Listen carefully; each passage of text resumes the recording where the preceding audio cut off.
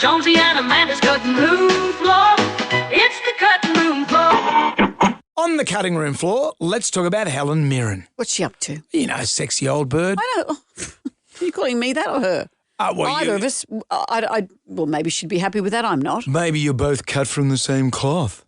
Helen has said that the James Bond franchise, she's never been a big fan of it.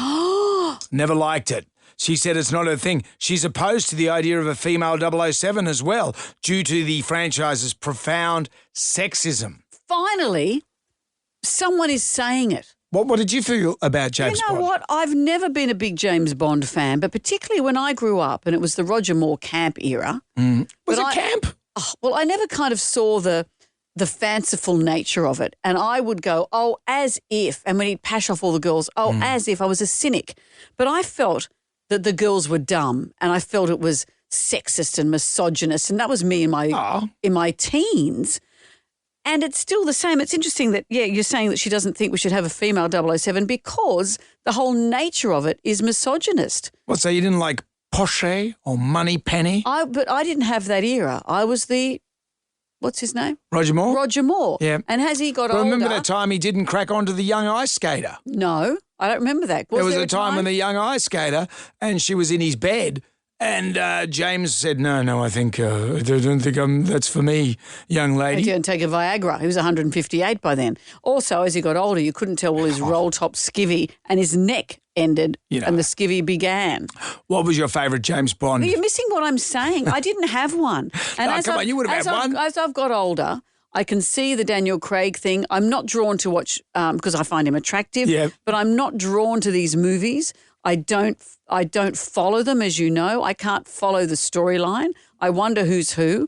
And if there's any double crossing, I've got no idea. I nod off halfway through, talk through part of it, and then have no idea of the storyline. That's what always happens. When the helicopter blows up, that's pretty much when I fall asleep. There's always a helicopter that blows up. Oh, there is. And I don't know the difference between MI5, M16, M28s. It's not my thing. And finally, someone like Helen Mirren is saying so. But well, you're both cut from the same cloth. Of what? Of the sexy old bird cloth. Yes.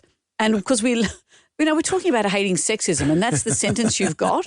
And you're not even being ironic.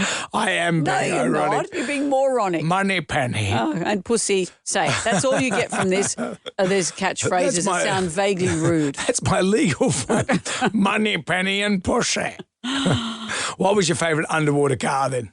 Oh, my God. There was only one. Oh, my God. Remember the other day I was talking about a movie that had entranced me when I was a teenager and you just sneered? The films I liked when I was younger, Window to the Sky. And it's based on a true story.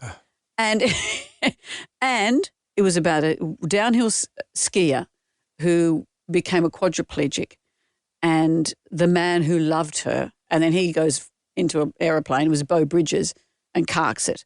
It was the most dramatic thing I'd ever seen. That's the kind of movie I like. Take your James Bond. That's the one I want. That with a big sooky song underneath it that Olivia Newton-John sang. It had everything, Brendan. Didn't have a helicopter blow up or an underwater car. No, and he had a plane crash, but I think all we saw was it going over the hill and then she gets a phone call. I think that's memory, that's how it goes. They even were tight asses with the plane crash. We can't all wash each other's hair like out of Africa.